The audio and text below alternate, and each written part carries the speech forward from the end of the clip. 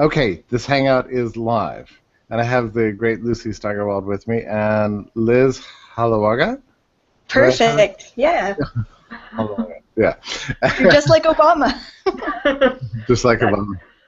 Yeah, that good, huh? Yeah, yeah. His mention of the names of the released prisoners from Iran just inspired me. I thought, I could never be president because I can't pronounce anything, and this guy's like awesome. He's again, George Bush. Come on, you clearly don't need to be able to talk at all to be Yeah, president. these good, strong Anglo-Saxon names, I'm good with that. But yeah, but anyway, it's wonderful to see you both, and we are having a special night tonight about a scandalous issue, a very important issue, but to me is a human rights issue and a civil rights issue of the prohibition that exists for people under the age of 21. So just a little bit of history. Uh, America is the craziest country in the world. At some point, we imagined that we could just abolish the production and consumption of liquor, and we did it through the Constitution, as if putting something in the Constitution would make it, effective. That's the idea of America, right? You just sort of write something on a piece of paper, and that causes it to come true.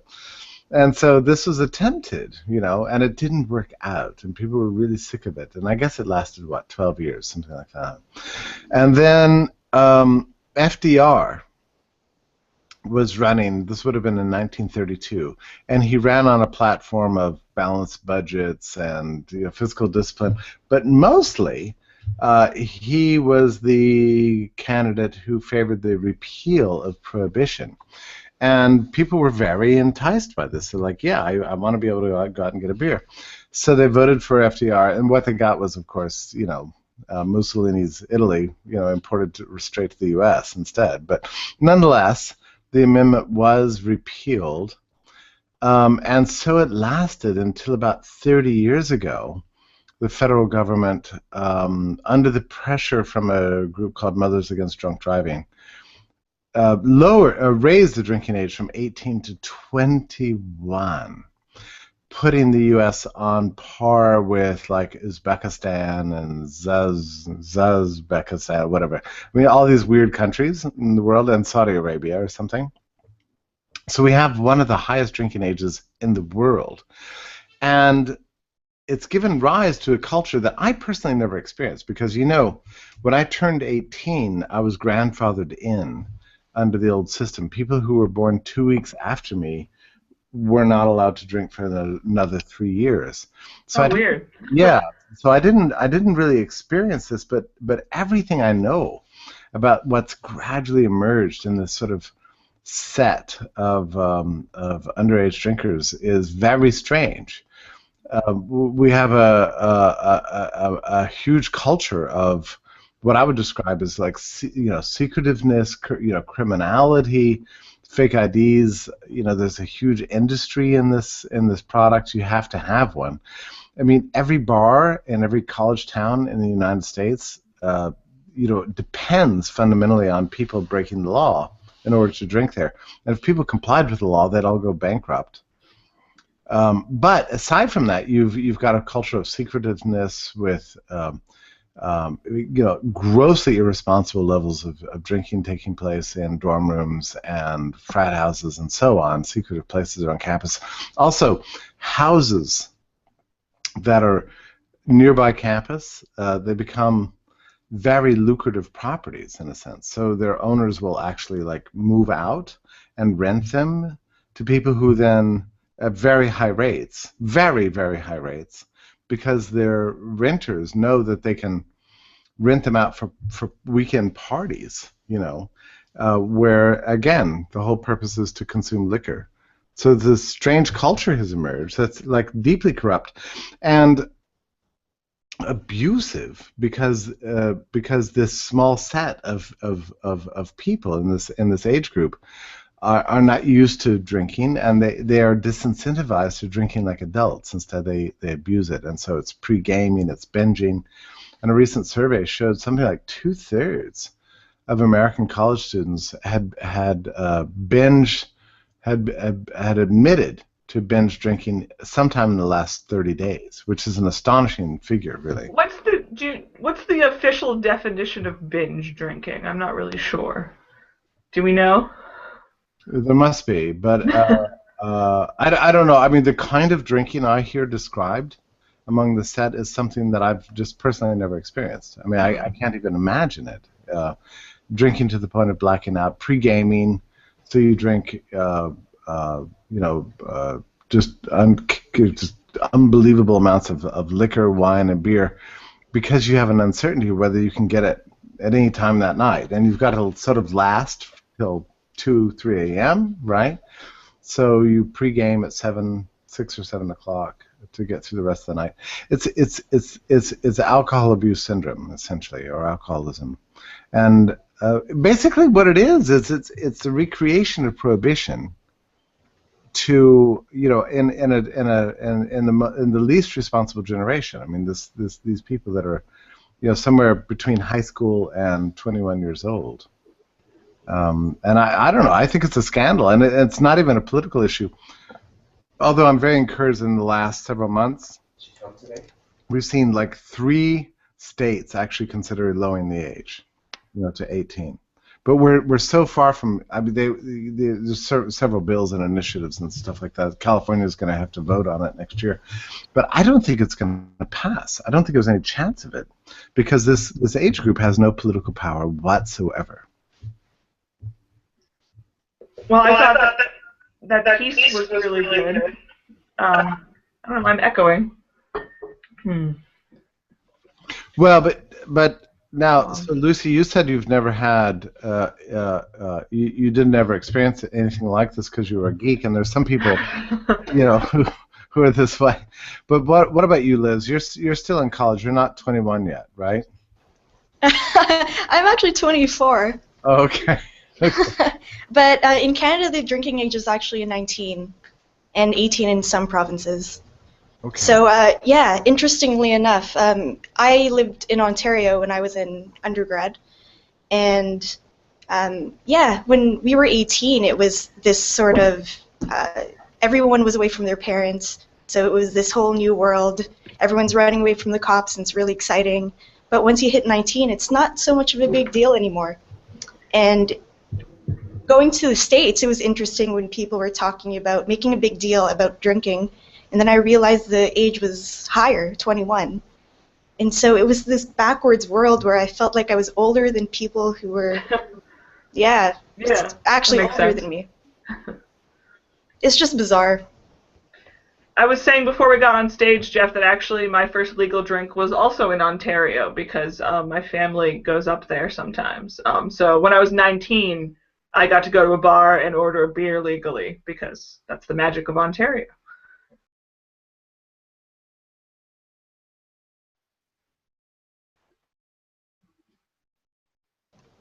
Oh, I didn't unmute myself. Sorry about that.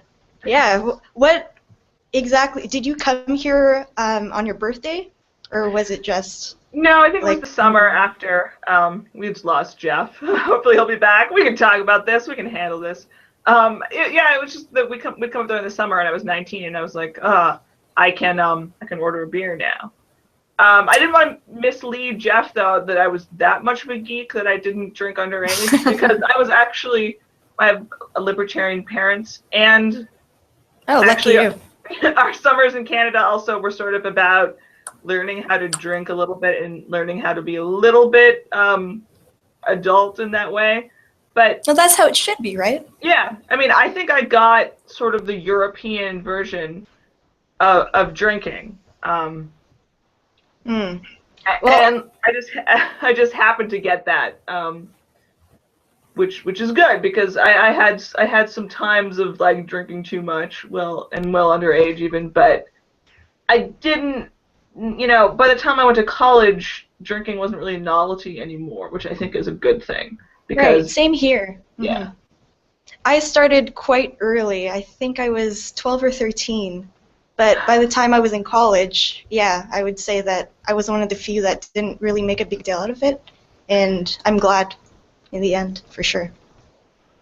But I don't think that's the experience. By the way, sorry for my absence. I don't think that's the experience for like most college students today. I mean, no, I don't think so either. I mean, I have to tell you, what got me fired up about this issue is I was invited to lecture at a seminar in Grand Rapids last year, and most of the students were underage.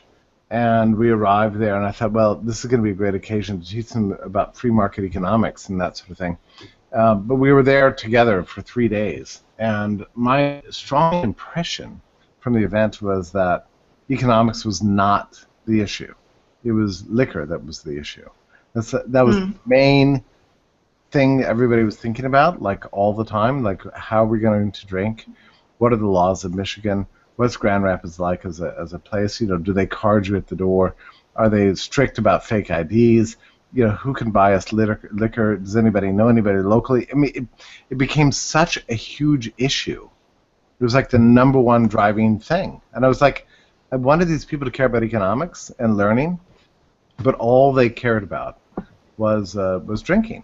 And taboo. I mean, it's a social activity that's totally taboo for the people who would be doing it. It's just such a bad idea, and I feel a little bad that I have thought so little about this issue. And your article, Jeff, I thought was so good. I have describing it in terms of sort of a mini prohibition with all of the attached, you know, black market stuff and sort of not, you know, there's no Al Capone, there's no 19-year-old Al Capone, but there is this sort of criminal black market speakeasy element, which, I mean, I didn't even think about that, and I think your article was a really, well, I think a lot of people should read it because it was. Well, thank you, and I put it up on Liberty.me today, and Liz and Lucy, let me just raise a point that's a little bit of a point of sensitivity for whatever reason, but there is the issue of sexual abuse of young women that is well documented.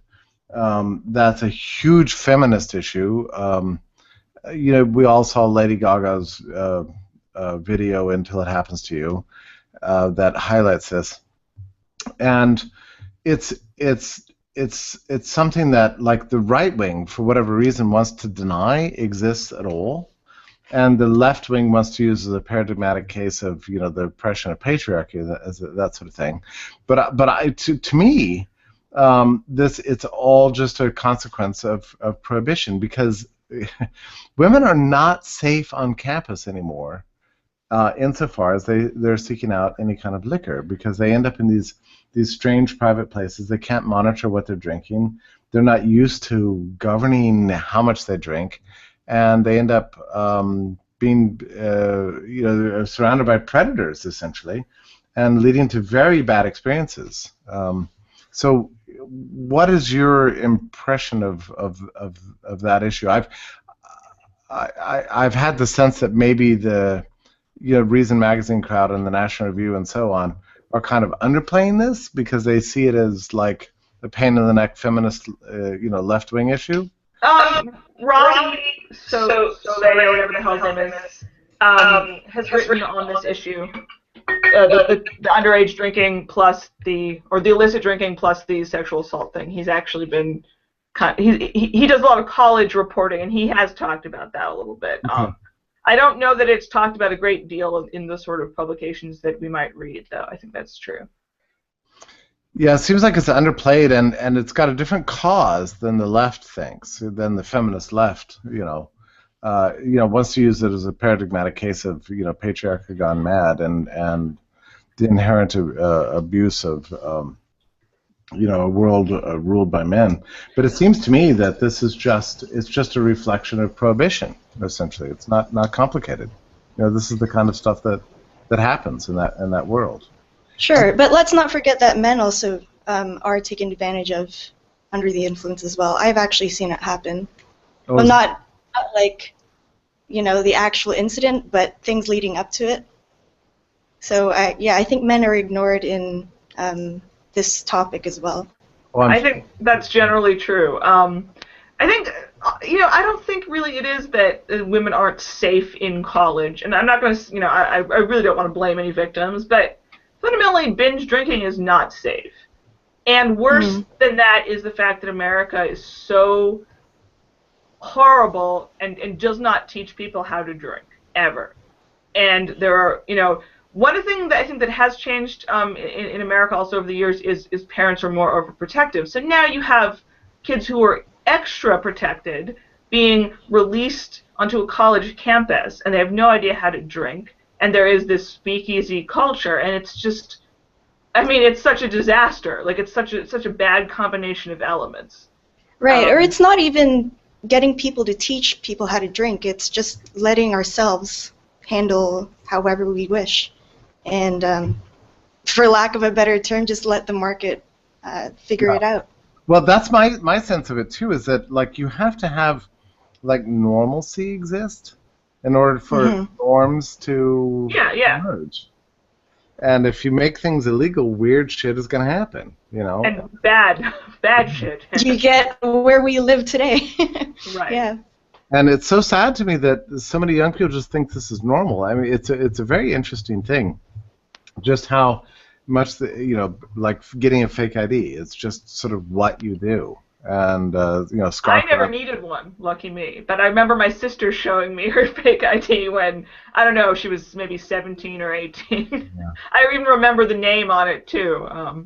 I can't even imagine. I mean, it must be weird, actually, to, like, okay, you're getting away from your parents. It's like, okay, you graduated from high school. Oh, you graduated, yay.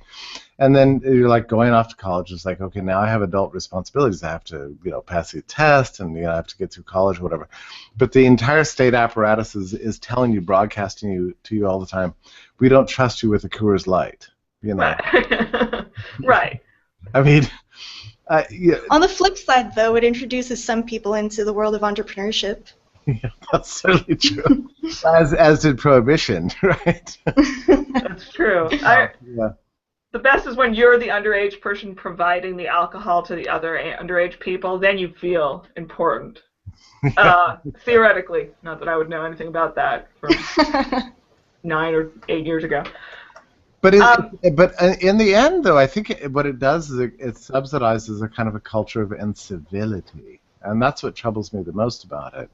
That I think that an 18-year-old ought to be able to graduate from high school and be able to saddle up to a bar and say, give me a Blue Moon, and that shouldn't be a crime. I mean, I just don't.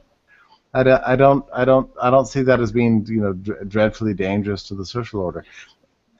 And the idea that we're going to pass a law and that everyone will automatically comply is preposterous, Well, that tends to be the idea with just about every bad law you can think of, They're magic. They're all magic. Yeah. You pass them, all else will follow. It's bad law, I think that's kind of redundant, don't you think? Ooh, anarchist talk. Yes. Yes, very good. But Liz, you grew up in this world, so you know something about it, and I'm almost certain. Well, see, did you grow up in Vancouver? Has the drinking age always been 19 there? I think it's always been 19 here, but I grew up in Ontario actually. Okay. I grew up and then I moved here just a year and a half ago. Yeah. But interestingly enough, so when I first got here, the first thing I wanted to do was get a drink, and I needed to show 2 pieces of ID and not 1. I was so outraged. And I mean, that doesn't really stop anyone from getting a drink if they really want it. That's weird. I've never even heard of that actually happening. Yeah. And also, I did a little bit of research before this interview. Apparently, according to the Canadian government, an alcoholic drink is anything that has 1.1% alcohol per volume. And I'm pretty sure... Yeah, and I'm pretty sure alcoholized wine has about that much. Maybe I'm wrong, but or that weird pickled alcohol health food drink that my mom drinks, kombucha. I wonder how much that has and whether that qualifies as alcohol, because anybody could buy that here in the store. I'm gonna Google it. I've never heard of it. It's weird health food stuff. But the terrible thing is that what happens a lot of times is that these people sneak around and they get used to this sort of culture of law breaking for 3 years, and they turn 21 and they congratulate themselves on their great achievement, and they forget about the people who are younger than them, and in fact they look down on them, and have no interest in helping these people. And too often people think that the law is a stable thing, like, well, that's just the way the world works. Right, yeah. But that's not really true. I mean, the law can be changed, and I think it desperately needs to change. I mean, at the very least, we need to. I mean, I like the New Hampshire initiative and the Missouri initiative to at least allow 18-year-olds to have beer and wine. I mean, it's not quite enough. In Australia, you can have beer and wine at the age of 16, and you can have liquor at the age of 18. I think the UK is the same as Australia, but I could be wrong. I don't know. You can have beer and wine earlier in a lot of places in Europe and elsewhere. I think the West.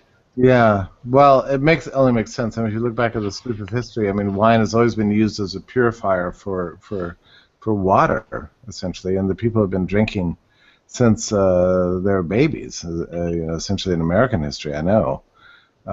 So the fact that we're demonizing wine, as being some sort of, dangerous substance is appalling and absurd. Yeah, and there's good wine and beer out there, but when you're underage, you don't really think about that. It's all crap. It all tastes like piss. Bro, natty ice. But you don't care just because you want to be able to drink it. Yeah, I was telling a friend of mine today. Who was I telling? That when I was 12 or 13, one of the things I used to do is sneak outside my bedroom door.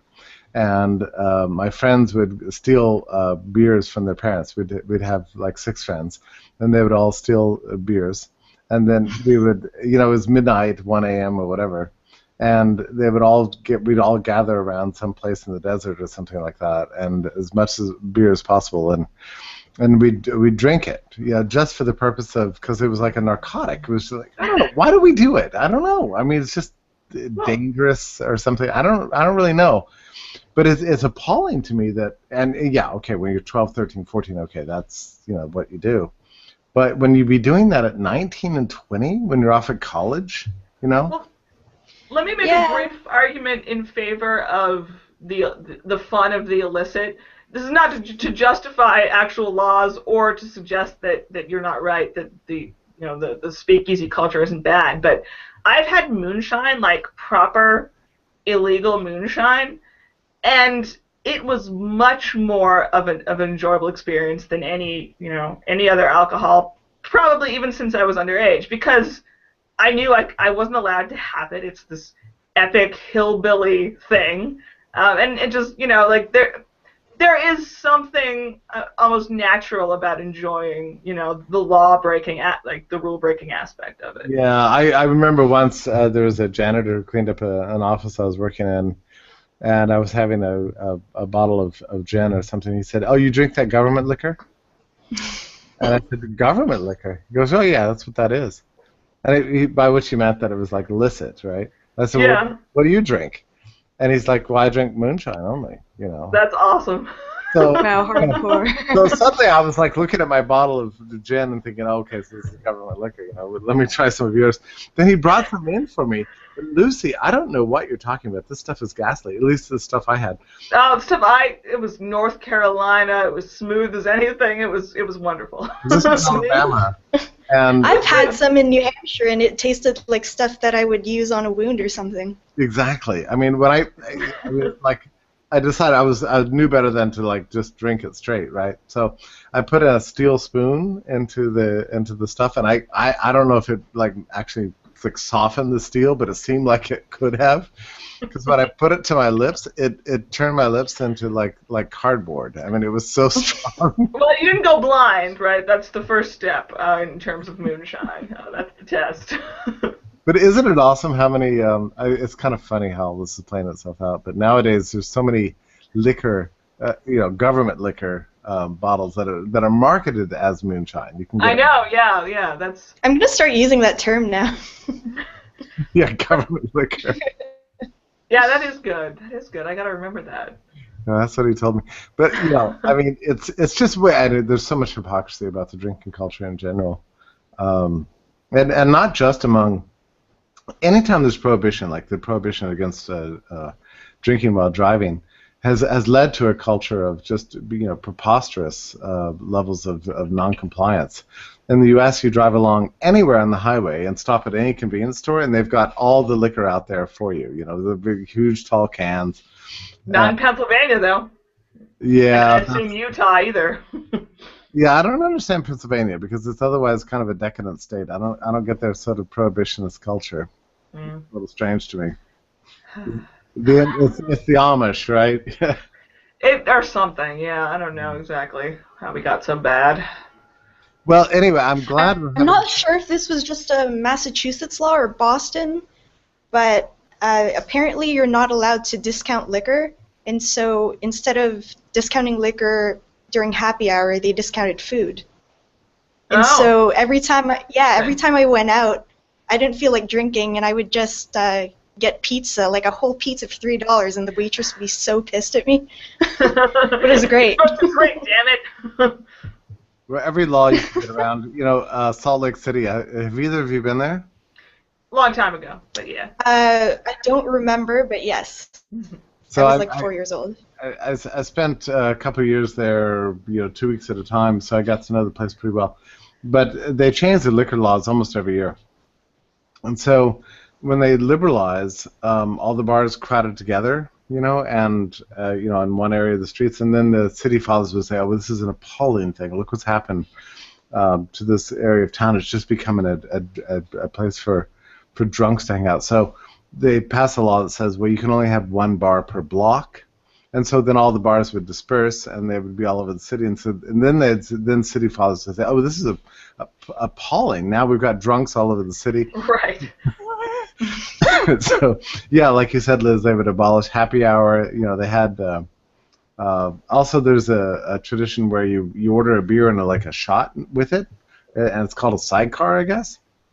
So, that's not a sidecar, is it? I thought I've had what was called an Irish car bomb. I believe, Jeff, you mocked my friend Zach and I for drinking the incredibly juvenile Irish car bombs during the Pittsburgh Yale meeting last year. You scorned our sophomore. Is that the one with case. Guinness in a shot? Yeah, you dropped the shot. Yeah. I had one of those on my 21st birthday and at the Yale thing, and that's all. But Jeff was feeling superior to our tastes, which is understandable. Yeah, I think I was looking down on you. Yeah, that's probably right. Well, I just didn't understand it. I mean, these but you don't know this, Lucy, but you're sort of weirdly, inadvertently participating in the prohibitionist culture. I mean, this is the thing, that whole weird world of drinking, it's sort of uncivilized, gets sort of hurled forward. So these things become very fashionable for all 20-somethings. They're like, oh, remember the days when we used to have tequila shots? Now, tequila shots are like a narcotic, right? Why is anybody worried about meth? I mean, the tequila shots are a disaster, really. Yeah.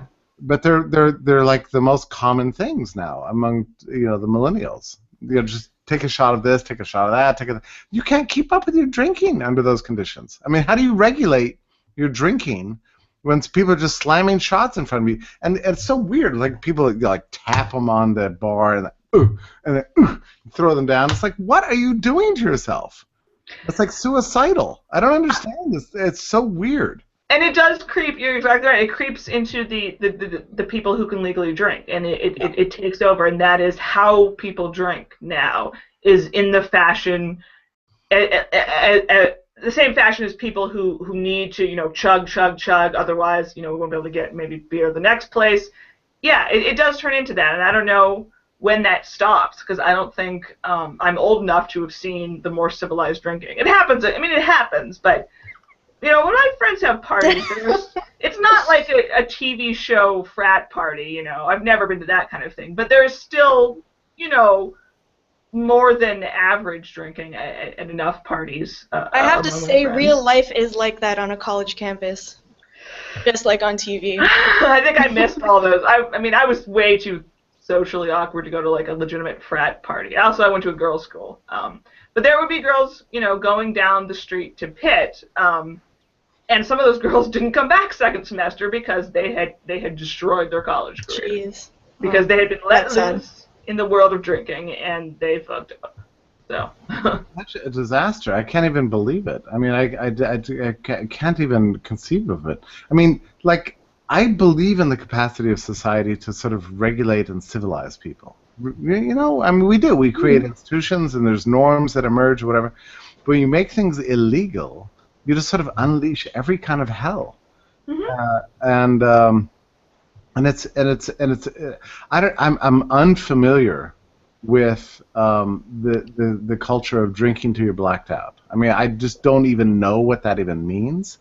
But everybody I've talked to under the age of like 35 knows exactly what that means. I have never blacked out. I have had a dozen regrettable in the sense that I felt like garbage drinking experiences, and I've had probably 2 where it got a little fuzzy. Nothing hideous happened, but in a couple of circumstances it could have. But I will say that my worst time, I drank the most when I lived in Washington, D.C. and worked at Reason without fail. It really, like, for so many different reasons, the culture of drinking at Reason magazine, the culture of drinking among young D.C. professionals, the fact that D.C.'s fucking terrible, all sorts of reasons. No, D.C. has an incredible drinking culture. I lived there for 6 years, so I know all about this. Yeah, it's wretched. It's wretched. Yeah. I do think that a couple of bad experiences where where nothing bad happens, nothing traumatic, just that you feel shitty the next day. That can be educational. It's a dangerous type of education, but I hate the feeling of being nauseated so deeply that I taught myself I don't want to do that. I don't want to ever mix alcohol again, and I don't ever want to drink so much that I throw up, because it's awful. It's really awful. But people don't seem to mind it as much as I. No, it's become fashionable. It's become like a badge of honor. Like, if you don't have a story to tell, there's something wrong with you. I do have the story. I used to think it was funny when people blacked out until it happened to me. I actually prefer remembering what I do. I don't like relying on other people to tell me what happened. So ever since that time, I calmed down a lot. Yeah, definitely. I mean, my worst drinking time was in D.C., but I learned a little bit how to drink. I was mentioning to Liz, Jeff, when you wandered off, in Canada when I was in high school, and also places like a punk, like a house show. Excuse me, bring beer. Like, that's a good. I mean, I'm glad that I was in these environments where there was underage drinking, but it wasn't just total frat debauchery. I don't know. Part of it's my personality and a certain amount of caution that I kept even in times when I did drink too much. But it's just fun to let loose once in a while with your friends. That's all it is. Yeah, that's all it is, right? But there's ways to do it and ways not to do it. And what worries me most about the illegalization is that you're so much excluded from the adult world of drinking that you never really know what that's like. I mean, we're experiencing a very strange time. It's different from Prohibition, where the entire society was sort of involved in this. But now we've excluded the prohibitionism to this tiny generation of the least adult age group, and the age group that's most desperate to become adult. So they use the fact of drinking itself as a kind of a symbol of adulthood, but none of the norms that are associated with that, come along with it. So you get just like drinking without any kind of limit, without any kind of sense of taste or manners or decency. There's also the problem, and I'm going to say straight up that this did not apply to me because, again, geekness, but there are people who want to have casual sex, especially in college, but they don't want to do it without alcohol because that for I don't know why. I'm not going to psychoanalyze or like an excuse. I guess. And like a beer or two is one thing, but like blackout, drunk, casual sex is a really bad idea, and it's fairly normalized in certain circles, and I can't say that seems like a good idea to me. Not just normalized, but expected. Yeah. I mean, that's the thing. And this is really what just is an incredible thing to me, because I mean, you're talking about sexuality, you're talking about, well, something that's pretty damn important, actually. You know, I mean, it's been pretty important in history. It's pretty important in the formation of the human personality, one's self-identity. I mean, there's a lot of important things about sexuality, and it shouldn't just be treated, in my view anyway, just lightly. You know. But in this prohibition culture of young people just now for the first time away from parents, where you have endless opportunities for sexual experiences, to just soak it with liquor.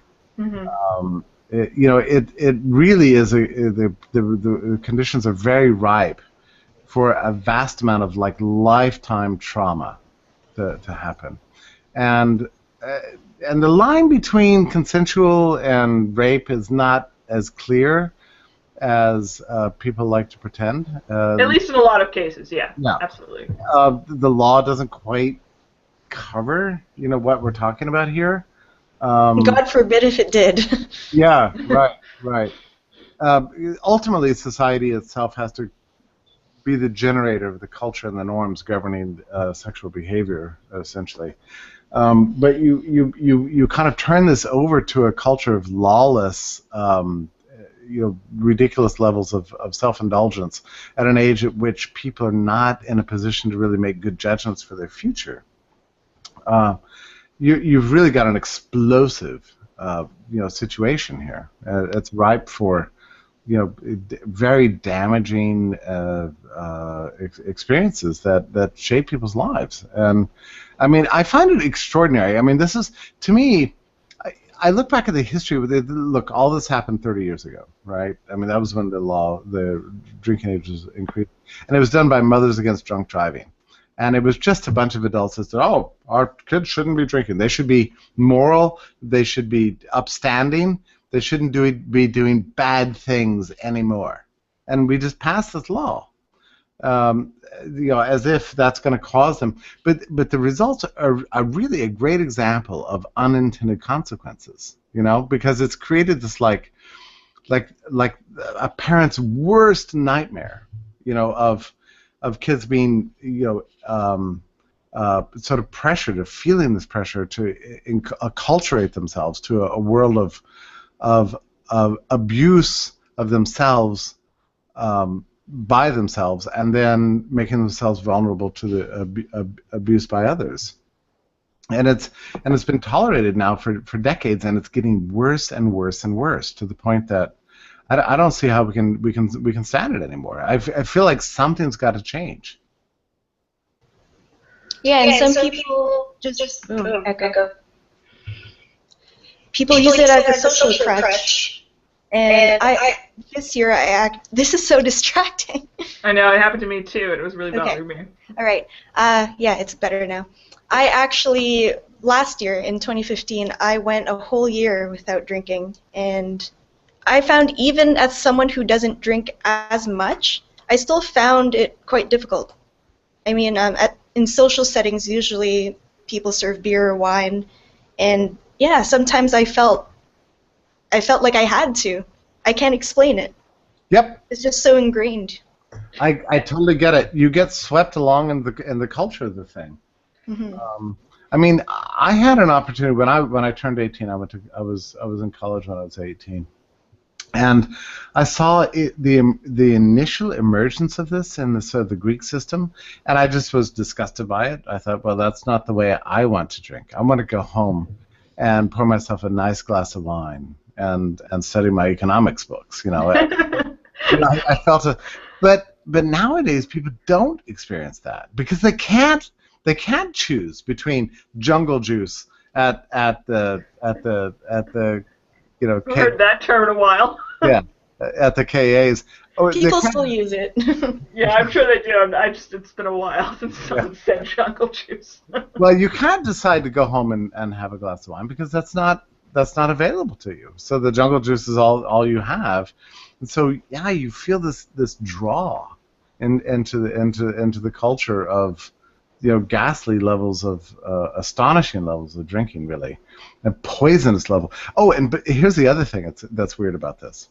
So when you're over like 30 or 40, you simply cannot drink that amount, right? I mean, it's just not like possible. Your body won't tolerate it, and also your profession doesn't tolerate it because you've got to get up for work, right? But you put kids in college, and they've got, okay, I've got a 3 o'clock class or whatever, and so and their bodies are functioning at a very, very high level, so they're able to process like unbelievable amounts of abuse, and they have no responsibilities either. Yeah, so you've got that like this the worst possible combination of things happening: bad judgment, no responsibilities, a body that can handle any level of abuse. You know, I mean, God, you know, it's just I kind of get it. I mean, I get it.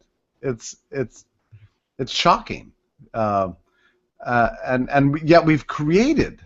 We as a society, I don't know what you want to say, have created the conditions that make every worst aspect of this period in life like infinitely worse by making it illegal. Well, I mean, everything, almost everything, you know, that we might be talking about on Liberty.me podcast comes back to the fact that someone believes that if you pass a law, the problem will go away. And you know, millions upon millions of people will not accept that that's not how it works. And it almost feels like to me like that's the one thing we have to make people understand, almost, is that the law does not control human behavior. Humans are not robots. Well, I know. I mean, and it's a scandal to people.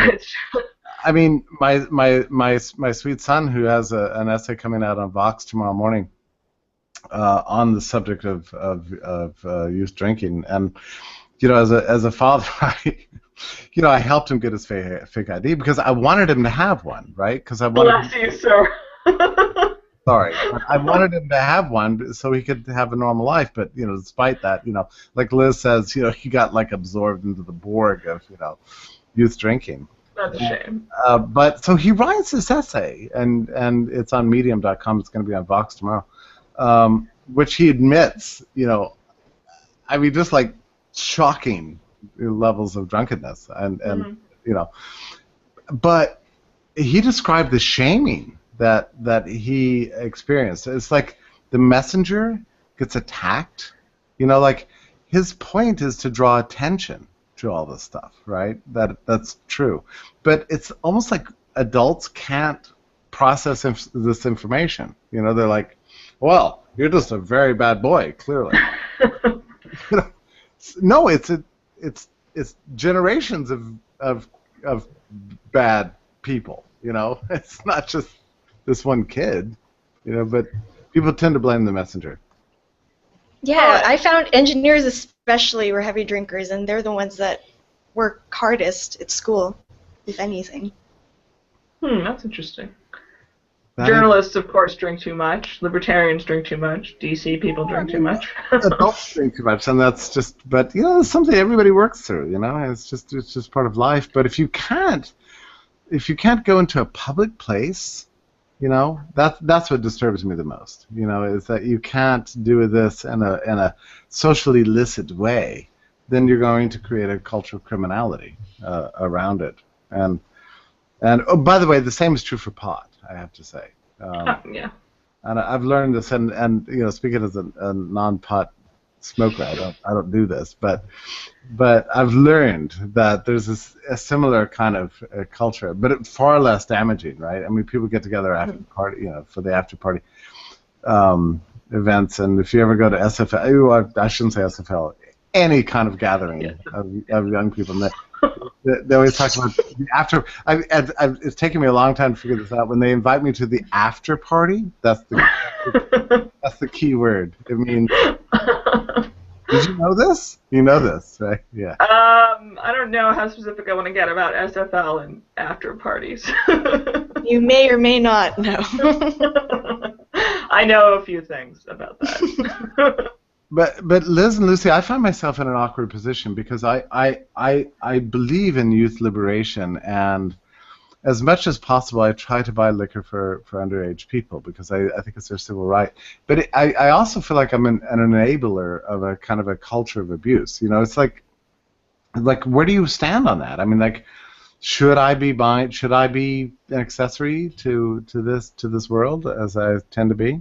I was in Grand Rapids when you did that for a few of my friends. Oh, you were And there.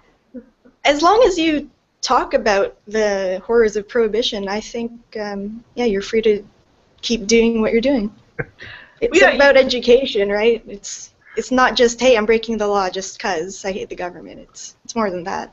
Yeah, it is. I want people to feel normal. I think it's appalling when you have somebody 20 years old and they're like still begging, somebody older, to like, can you please buy me a beer? I mean, is it okay? It's a humiliating experience, and I don't. It makes me uncomfortable, when people have to sort of grovel like that. I just don't believe in that. Well, I mean, and some people even just pretend to like it, honestly. Really? That's another silly thing. The fact that drinking is like almost inherent to a social experience, like it's an inherent part of social experience, is kind of annoying. And I don't have any satisfactory answer to that, except that moderation in alcohol is definitely a good idea. But Jeff, I mean, I've seen you buy alcohol for a friend of mine.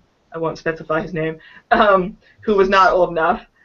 And I mean, you're treating them like adults, like whole persons, and you're saying you can have this thing, and here's how I drink, which is sort of in a more restrained and dapper and bow tie clad fashion. I mean, you are leading by example, but also saying, the mighty rule about this is bunk, and as anarchists, we should know that. You're doing it right. You're doing it right. And plus, I think you freaked out Yal that time, and it was really funny. So I enjoyed that. Well, let me ask you this. Do you think, because I had several people comment on my articles on this, which is becoming a weird passion for me. I feel, I'm starting to feel like this is my fifth article on the topic, and each time I'm just advocating lowering the age, and I get these anarcho-capitalists, which I should include myself really, but they write me and they go, well, that's you should just say what you really think, which is that there should be no drinking age whatsoever, which is true, but I just don't think I actually think this is like a crisis kind of matter, and I just feel like any improvement in the law at this point is good, like this New Hampshire thing allows you, if you're 18, to get a beer or wine, so long as you have somebody with you who's 21, and that strikes me as an improvement we should favor. Well, at least have some consistency with these coming of age laws. Like, you can go to war when you're 18, right? This is a common thing. You can go to war, but you can't have a drink. Right, that's what just conservatives will say sometimes. Like that's the way to get them, because the cult of the soldier is very important to them. Right, but that's another thing. Yeah, but I've heard tales that I don't think are apocryphal, that sometimes in certain bars, somebody with dog tags or whatever, a bar would serve them, even if they weren't 21, because. A bar next to a military base would basically be like, yeah, I'm going to serve you. Well, how's a bar next to a military base going to make any money? I mean, fair enough. I mean, look, it's true in every college town. I mean, I lived in Auburn for many years. I mean, every bar uptown, they lived off law breaking. Mm-hmm. They favored the proliferation of fake IDs, and they wanted them to be as good as possible, so that the police themselves and the liquor board could be tricked. Also, in my experience, foreign restaurants were pretty lackadaisical. Indian or Chinese, or I remember there was an extra beer at my table once when I was underage, and the guy was like, "Oh, whose was this?" And we were like, "I don't know." He was like, "Oh, here," and I decided to go for it and be like, "Oh, I'll take that." And he's like, "Where's your ID?" I was like, and he was like, "Just kidding," and he gave me the beer. So there's a lot of that. Which is they're used to it not being so restricted, unless it was a Saudi restaurant or somewhere where you basically can't drink. But well, I have interns from Australia and the UK and Germany and all around the world that come to work for me, and you can't believe what happens to them. I mean, they're like 19, 20 years old, and they come to work for me, and they come to the US and they can't drink. Mm-hmm. And it's something they didn't really anticipate, and they're like, what's wrong with this country? Yeah. It's just utterly crazy by any global standard. Something's profoundly wrong here. And this is also, as far as I know, the only culture with this whacked out, the only country with this whacked out culture of underage drinking, with binging and pre-gaming, which is the dumbest thing. I can't believe that. Like, how stupid can you be to believe that you can just like drink a gallon of bourbon at 7 p.m. and it will last you till 2 a.m. I don't think I ever engaged in the pre-gaming. Maybe once like a shot before I went somewhere. I didn't even like shots that much, but that's Yeah, the point of pre-gaming is just to save while you're actually at the bar, so you don't have to, spend obscene amounts of money to get drunk. But people still do that. When I was an intern in D.C., kids would come back and say they spent $80 at a bar last night. And I was like, good God. I mean, I don't know. There's just, I don't know. I mean, I guess if you buy... But let me ask you about that, because you say that the point is financial. But is that really true? I mean, isn't it really that you don't... That's a part of it. I'm not saying it's all of it, but... But that's the way people justify it, right? I guess so. That's how I justified it. Yeah. Is this an intervention, Jeff? No, I'm just curious because I don't understand. Well, yeah, look, I understand taking a drink before you go somewhere because you want to loosen up a little bit. But pre-gaming is different. It's like you want to get like smashed because you don't know if you can get liquor later, right? As I understand it, there's an element of uncertainty, Mm-hmm. But this still goes on even after you're legal. Mm-hmm. And so I guess after that it's more financial, but yeah, it's like underage, I suppose there's that element. Right now kind of thing. Like, we get our shots before we go out the door, and somehow we're more excited about life once we get to the bar. Yeah, but also might be habitual. I mean, you've been 3 years of pre-gaming, and now you can't even imagine going somewhere without being a little bit... No, you're not wrong about that. That's fair, yeah. Bad habits are taught very early on this. So I have what I find peculiar about pre-gaming is that I have exactly the opposite sense. Like, I deliberately don't drink before I go out because I want to experience that sort of first buzz when I get there, and I want to like rise with the occasion, So I don't drink before I go out. But on the other hand, I'm very careful. I like calibrate my drinking very carefully. Not always successfully, but I'm careful about it. So I can't even imagine this weird thing of pre-gaming where you just get like totally shit-faced before you go somewhere. So as to mitigate against the possibility that you're not going to find it out there, or it's going to be too expensive or whatever. I mean, it's just something weird about it. I mean, I don't know.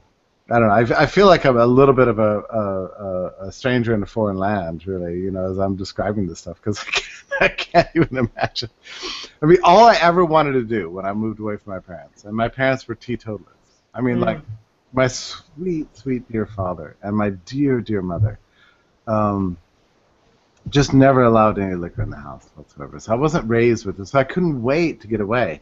But my ideal, when I left the home, was like, I can't wait to sit at my dining room table and have a nice glass of wine while I read my books. That was to me the goal in life.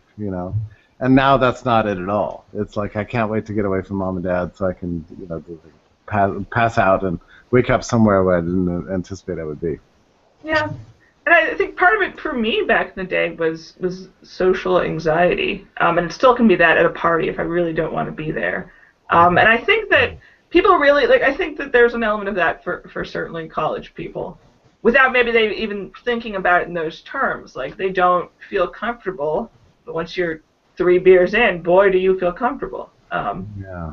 And there's also this idea, I don't think that adult, picture you had in your head of being the classy guy with the wine. That, you're right. That's not really the goal. They don't. I don't think people visualize their drinking ideal in that way. I understand that, though I've gone a little too far in the bingey direction, but I get the idea. Like the moonshine. You with the shot and the beer thing. I don't know what. No, well, yeah, that's the second time I ever did that. Like that's not a habit. But like with the moonshine, I drank, a couple sips. Like it was the occasion, it was the idea of it. Bourbon can be the same way. I remember when I had some bourbon like a week underage in this amazing creative writing professor's house down in Pittsburgh, and I didn't, there was no getting drunk. I get to drink this bourbon in this guy's house. Like I get to, it's this great thing. I think the romantic element to it, in some ways, can moderate the experience, unless you romanticize Hemingway or somebody who killed themselves with it, or Raymond Carver, the myriad other people who destroyed themselves with alcohol. Yeah, my own ideal of drinking is more or less like a constant state of inebriation. So I'm not a Puritan in any sense. I think you should drink in the morning, you should drink at lunch, you should drink like pretty much all day. I mean that's, but you shouldn't, but that requires careful calibration, and the culture of shots and shotgunning and slapping wine bags and taking pulls from handles and all this stuff is just stuff I never experienced, and I can't even relate to it. And yet what adults need to understand is that this is almost the universal experience now of kids when they graduate from high school. And so do you feel that, Jeff, when you allow underage people around you to drink, do you think you're sort of changing that culture? Do you think that one day maybe the age will be 20 and not 21?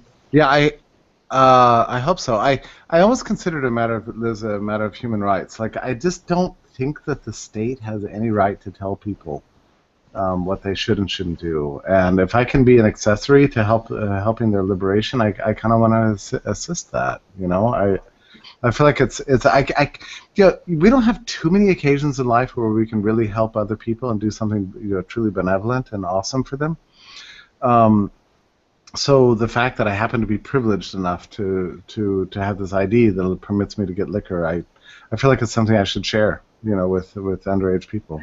That's delightful. I love that. I feel like I want to give back. You are such a good anarchist in this. Honestly, you truly are. Because you're saying the law, the official rule is garbage, but like you're urging a certain amount of caution and a fairly good example. I mean, you are anarchy in action right now. It's good. Well, I hope so. I mean, I don't want to come across as a Puritan here, really, but I do worry. Don't worry about it. You're not. I do worry about this culture of abuse. I think it's just weird, and look. I mean, in the end, I really do think that. I mean, look, the state is a great evil in the world, and when it intervenes in people's natural volition, in people's human rights like this, it's going to create weird and unexpected outcomes that are just, virtually demonic. And I look at the culture of drinking now, in this age group, and it disturbs me just like profoundly, and I worry about people. I mean, I'm a little bit preoccupied with this subject. Like, why are people in their 20s so depressed? I mean, I'm raising this issue because it seems to me like a universal phenomenon, and there's many aspects to it. The job market's uncertain. There's many things going on, but dreadful experience, social, sexual, cultural experiences, and personal experiences in college, many of which are associated with alcohol abuse, are a cause of depression later in life, and I feel like it's a bad way to begin. Liquor is an important part of life. I mean, it's been with us forever, unless you're like Mormon or something. Okay, but and actually Mormons drink, but but it's something we have to civilize and calibrate and like make part of our lives in a normal, natural way. And my biggest fear of these laws is that they're not permitting that to grow and happen. So I hope that American culture starts to grapple with this in a big way. The debate has hardly even begun, I'm sorry to say. I don't think, absolutely, yeah. these laws haven't even come close to passing, and we'll find out within the next 12 months what's going to happen. But I don't believe that we're anywhere near it, actually. Mm-hmm. And we're just repeating it with weed. It's like we never learned. We don't. I mean, we don't learn. We never learn. We never learn. We just, like you said, Lucy, it's like, we just continue to believe that if we pass a law, the world's going to be a beautiful place. And we're the utopians, though, somehow. That's what drives me nuts. We're the utopians. Well, this is also the important thing about this issue is it illustrates the practicality of what we believe. Absolutely.